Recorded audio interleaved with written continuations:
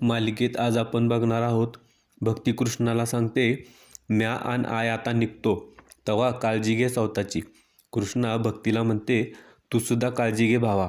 दोघी परत एकदा गळाभेट घेतात. कृष्णाच्या डोळ्यात पाणी आलेलं असतं.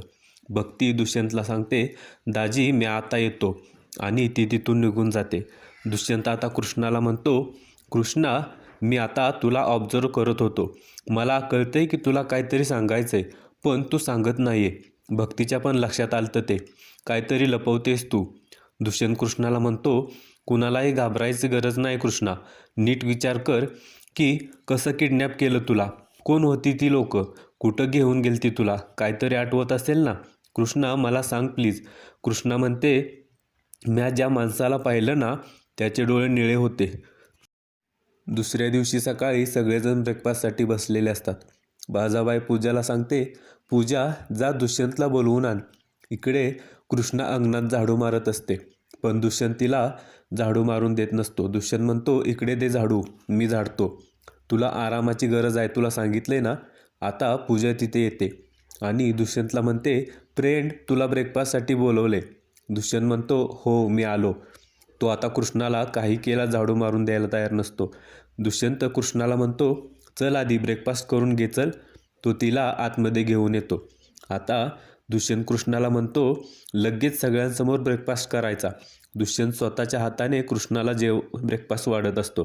हे पाहून आता सगळ्यांना खूप आश्चर्य वाटत असतं. बाळजाबाई म्हणते, दुष्यंत तुला सुद्धा घे की र वाढून.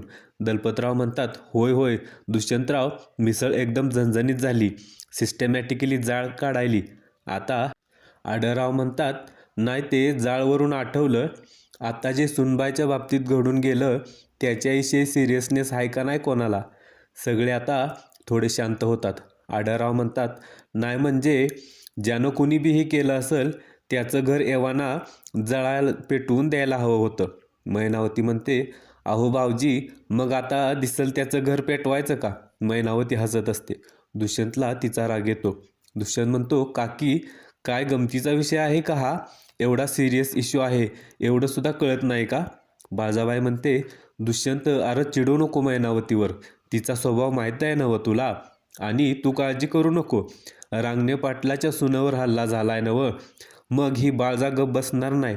बाळजाबाई पुढे दुष्यंतला म्हणते, तू या सगळ्यात पडू नको दुष्यंत, तू अमेरिकेला जायची तयारी कर. दुष्यंत म्हणतो, आई मी कुठेही जाणार नाही, हे सगळं असं झाल्यावर मी कसा जाऊ. दुष्यंत म्हणतो, जोपर्यंत मी शोधून काढत नाही ना की या सगळ्यामागे कोण आहे, तोपर्यंत मी कुठेही जाणार नाही. आता जयकांत दुष्यंतला म्हणतो, भावा अरे आपण करायचं तरी काय. जर दुश्मन ओळखीचा असेल तर त्याच्या डोक्यावर बंदूक ठेवता येते, पण जर दुश्मनच अज्ञात असेल तर आपण तरी काय करणार, नाही म्हणजे हुडकायचं कसं त्यासनी. आता एवढ्यातच दुष्यंतला बंबळ्याचा फोन येतो. दुष्यंत त्याला सांगतो, हे बघ नीट ऐक, गावामध्ये एक माणूस शोधायचा आहे ज्याच्या डोळ्याचा रंग निळा आहे. असा माणूस शोधायचा गावामध्ये जमेल का. आता हे ऐकून बाळजाबाई थोडी घाबरते आणि तिला ठसका लागतो. कृष्णा बाळजाबाईला टोमणा देत म्हणते, मिसळ लय ठसकेबाज झाली नव, दमानं घ्या, पाणी घ्या पाणी. दुष्यंत बंबळ्याला म्हणतो, या गावामध्ये नाही सापडला तर आजूबाजूच्या 4 गावामध्ये शोधा, पण काहीही करून तो निळ्या डोळ्याचा माणूस सापडलाच पाहिजे. बंबळ्या म्हणतो, हो दाजी. बंबळ्या विचार करत असतो, निळ्या डोळ्याचा माणूस शोधाय तर लागणार. एवढ्यात त्याच्या पाठीमागून तो माणूस जात असतो. इकडे आता बाळजाबाई लगेच तिच्या रूममध्ये येते आणि नंद्याला फोन लावते. बाळजाबाई म्हणते, आत्ताच्या आत्ता त्या निल्याला जिल्ह्याबाहेर जायला सांग, आणि जवळ म्या बोलवत नाही तवर इथं येऊ नगं म्हणाव त्याला. बाळजाबाई म्हणते, त्याला तडीपार व्हायला सांगितलंय असा निरोप दे माझा. आता इकडे कृष्णा अंगणात मिरच्या वाळत घालत असते. दुष्यंत तिच्यावर नजर ठेवून असतो. पूजा हे सगळं बघत असते. पूजाला थोडा भास होतो की दुष्यंत कृष्णाचा बॉडीगार्ड बनून तिचं संरक्षण करतोय. आता जयकांत तिथे येतो आणि पूजाला म्हणतो, ओ पूजा मॅडम, तुम्हासनी बी तेच दिसायलंय का जे आम्हासनी दिसतंय. पूजा म्हणते, व्हॉट डू यू मीन, काय दिसतंय म्हणजे. जयकांत म्हणतो, हेच की दुष्यंत तुमच्या बहिणीचा बॉडीगार्ड झालाय ते. आता जयकांत दुष्यंतकडे जातो आणि दुष्यंतला म्हणतो, भावा एवढंच असेल तर मग तू का नाही जात र त्या निळ्या डोळ्याच्या माणसाला शोधाया. दुष्यंत म्हणतो मी तर कृष्णाला एकटं सोडून नाही जाऊ शकत. जयकांत म्हणतो हाय का आता भावा, अरे वहिनी साहेबांची काळजी घ्यायला आम्ही समधे आहे की इथं. आता जयकांत पुढे म्हणतो अरे भावा, तुझ्यासारखा मर्दगडी असा बायकोच्या मागं मागं करणं चांगलं दिसत नाही र, बाहेर लोक नावं ठेवतात. दुष्यंत म्हणतो डोंट वरी, तो निळ्या डोळ्यांचा माणूस जेव्हा सापडेल ना, मग दाखवतो माझी मर्दानगी. इकडे बंबळ्या त्या निळ्या डोळ्याच्या माणसाला शोधत असतो. तेवढ्यातच तो माणूस दारू पिऊन येतो आणि बंबळ्याला धडकतो. आता बंबळ्याची नजर त्याच्या डोळ्यांवर पडते. त्या माणसाचे डोळे निळे असतात. बंबळ्या विचार करतो की दाजी ज्या माणसाला शोधत असतील तो हाच माणूस तर नसेल ना. तो आता लगेच दुष्यंतला फोन लावतो आणि सांगतो की दाजी, तो निळ्या डोळ्यांचा माणूस सापडलाय म्हणून.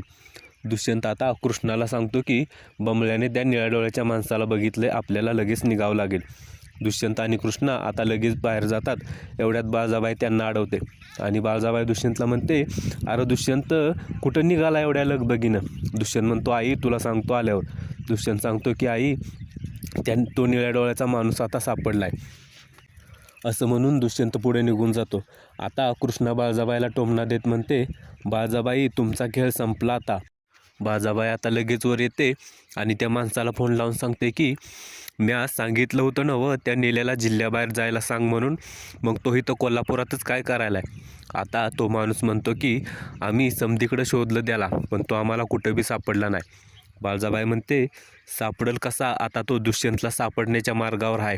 तेव्हा आता काय बी करा आणि त्याला लगेच गायब करा, तो दुष्यंतला सापडला नाही पाहिजे. बाळजाबाईचं हे सगळं बोलणं आढळरावांनी चोरून ऐकलेलं असतं. आता आढळराव काय करणार ते आपल्याला उद्याच्या भागात बघायला मिळणार आहे मित्रांनो. उद्याच्या भागात दुष्यंत त्या निळ्या डोळ्याच्या माणसाला खूप मारणार आहे आणि बाळजाबाईकडे घेऊन येणार आहे. तर तो निळ्या डोळ्याचा माणूस दुष्यंतला कोणाचं नाव सांगेल हे आपल्याला उद्याच्या भागात बघायला मिळणार आहे. तर उद्याचा भाग बघण्यासाठी आपल्या चॅनलला सबस्क्राईब करा मित्रांनो. धन्यवाद.